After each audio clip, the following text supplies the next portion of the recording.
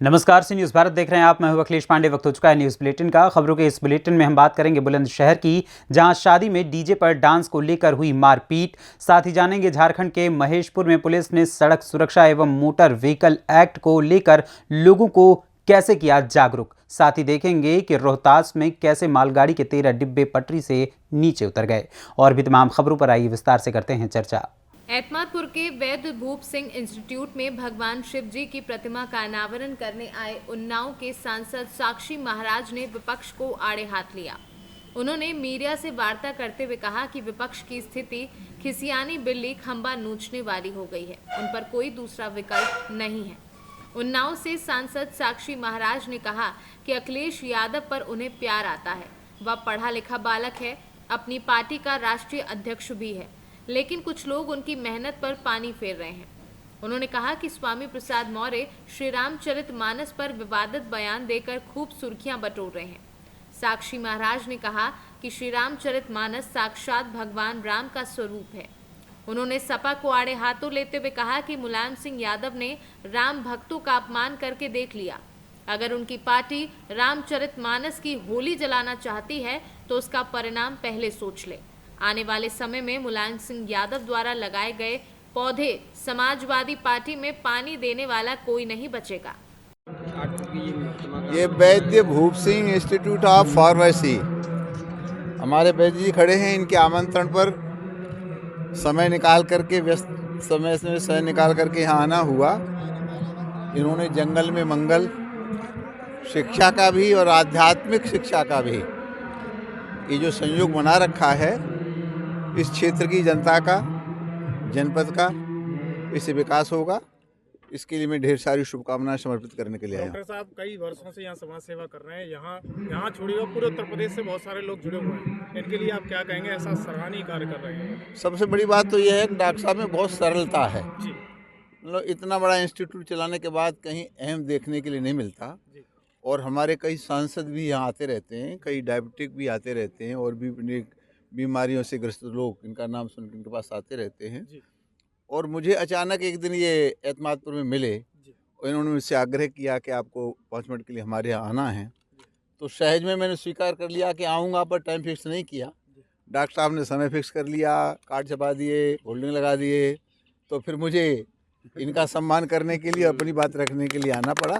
बहुत अच्छा लगा। मैं सबके लिए चित्रवासी शुक्र। लगातार समाज पार्टी के जो नेता हैं रामचरितमानस पर लगातार सवाल खड़े कर रहे हैं। क्या हिंदुओं को बांटने की कोशिश है एक तरह से?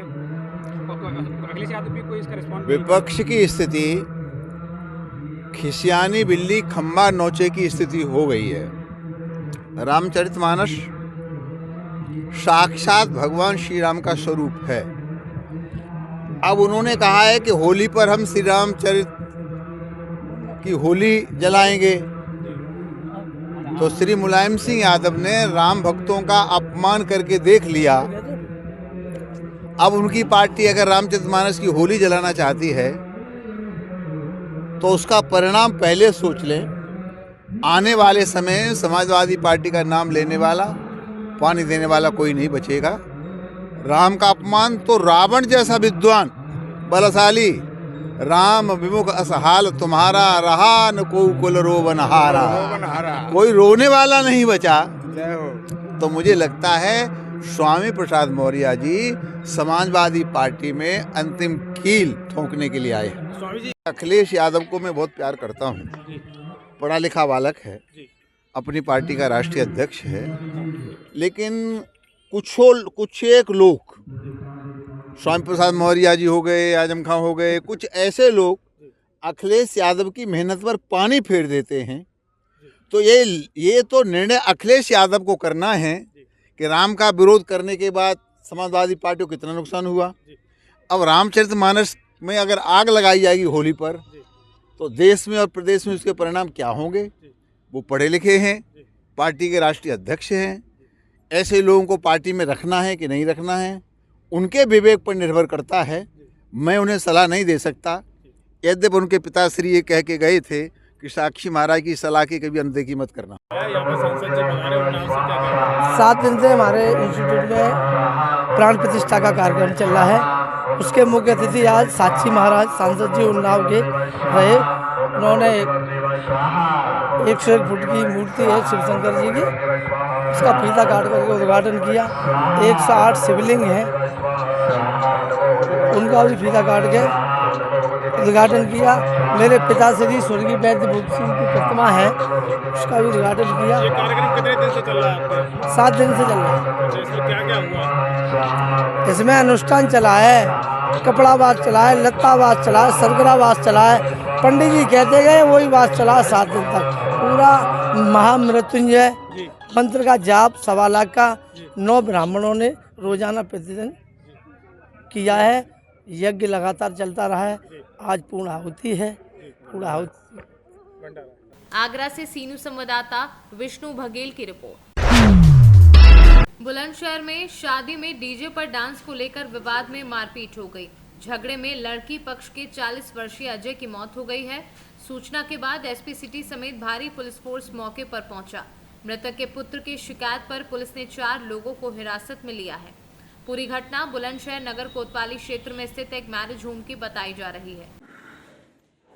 कोतवाली नगर थाना क्षेत्र से आज रात 10-11 बजे करीब सूचना आई थी कि एक शादी के फंक्शन में मारपीट में एक व्यक्ति की मृत्यु हो गई है। मौके पर पहुंचने पर यह पता चला कि मधुबन बैंकेट हॉल जो कि खालसा तिराहे पर है, वहां पे लड़का पक्ष और लड़की पक्ष में डीजे को लेकर कुछ विवाद हो गया था।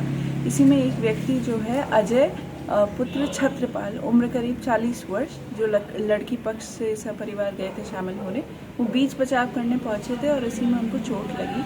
उनकी गुम चोट थी। उन्हें जब अस्पताल ले जाया गया तो उन्हें मृत घोषित कर दिया गया। उनका जो लड़का है सचिन, उसने 4 लोगों का नाम बताया जिन्हें की हिरासत में ले लिया गया है। यहाँ पे जो लड़की पक्ष के लोग थे ज्ञानलोक कॉलोनी नगर थाना क्षेत्र के थे और जो लड़का पक्ष के लोग थे वो खानपुर थाना क्षेत्र से थे और 4 व्यक्तियों को हिरासत में लेके अभी अग्रिम विधिक कार्रवाई की जा रही है। बुलंदशहर से सीनू संवाददाता उपदेश चौहान की रिपोर्ट। थाना प्रभारी सुनील कुमार रवि ने बुधवार को गड़बाड़ी, सीमपुर सहित कई चौक चौराहों में सड़क सुरक्षा एवं मोटर व्हीकल एक्ट को लेकर लोगों को जागरूक किया। वहीं थाना प्रभारी ने बिना हेलमेट के वाहन चलाने वाले वाहन चालकों को बिना हेलमेट गाड़ी न चलाने का आग्रह किया। कहा कि ट्रैफिक रूल्स का पालन करने से 80% तक सड़क दुर्घटनाएं रोकी जा सकती हैं। मौके पर थाना प्रभारी के अलावा जेएसआई आनंद पंडित, अभिषेक कुमार मौजूद थे। झारखंड से सीनू संवाददाता धीरेन्द्र साहा की रिपोर्ट। कैमूर जिले के करमचट थाना क्षेत्र अंतर्गत पुलिस दिवस के अवसर पर करमचट थानाध्यक्ष संजय कुमार सिंघम के नेतृत्व में भित्री बांध, हंसपुरा, इब्राहिमपुर, लखनडाही, चनकी, बरली, मडेचा, डोरियाव सहित थाना क्षेत्र के 74 किलोमीटर के 860 लोगों ने जन सहभागिता सामुदायिक मोटरसाइकिल रैली के माध्यम से जन जन तक अपराध, साइबर क्राइम, नशा उन्मूलन, दहेज उत्पीड़न आदि विषयों पर करमचट थाने के पुलिस व अधिकारियों द्वारा प्रकाश डाला गया। साथ ही लोगों को मुसीबत में होते हुए पुलिस पब्लिक के बीच में मित्रवत संबंधित स्थापित कर आम आवाम को जागरूक किया गया। कैमूर से सीनू संवाददाता ओम प्रकाश तिवारी की रिपोर्ट।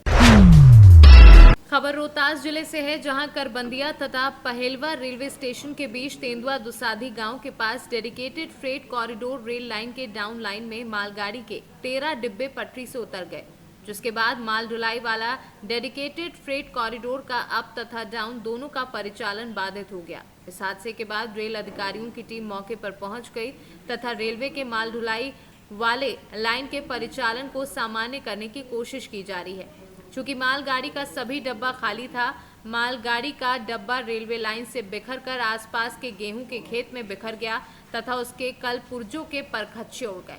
लेकिन कुछ माह पहले ही पंडित दीनदयाल उपाध्याय रेलखंड से गया रेल लाइन के बीच ऐसी कई बार घटना घटी, लेकिन उसके बाद भी पंडित दीनदयाल उपाध्याय रेलखंड के डीआरएम के द्वारा ऐसी घटनाओं को रोक नहीं पा रहा है और न ही रेल कर्मियों और पुलिस प्रशासन की लापरवाही पर शिकंजा कसा जा रहा है। वहीं रेल अधिकारी का कहना है कि शाम तक किसी तरह दोनों लाइन को सामान्य कर लिया जाएगा। क्षतिग्रस्त हुए सर 13 डब्बे डिरेल हुए थे, उसमें क्षतिग्रस्त 4 के आसपास 4 या 5 डब्बे जो क्षतिग्रस्त है और सबको फिर रिक्लेम कर लिया जाएगा। सारे डब्बे अभी जो है 4 हमारे ट्रैक पे डिरेल कर दिए हैं और ट्रैक से बाहर करके हमें प्रायोरिटी है कि ट्रैक को फिट करके गाड़ी चलाई जाए। मालगाड़ी का जो परिचालन बंद है उसको चलाया जाए। क्या नाम है सर आपका? रफली ऑफलाइन का हमने रखा है 14 बजे, 14 आवर्स मतलब 2 बजे, और डाउन लाइन में चूँकि डैमेज ज़्यादा है, OHE और ट्रैक में भी डैमेज है, तो इसको हम लोग रात्रि 8 बजे तक आज फिट कर दें। क्या नाम है सर आपका? मेरा नाम पवन कुमार है, मैं चीफ जनरल मैनेजर हूँ DFCC DDU। रोहतास से सीनू संवाददाता पंकज कुमार की रिपोर्ट। फिलहाल के लिए इस न्यूज़ बुलेटिन में बस इतना ही। देश दुनिया की तमाम खबरों के लिए देखते रहें सी न्यूज़ भारत। हर खबर आपके साथ, आपके हाथ।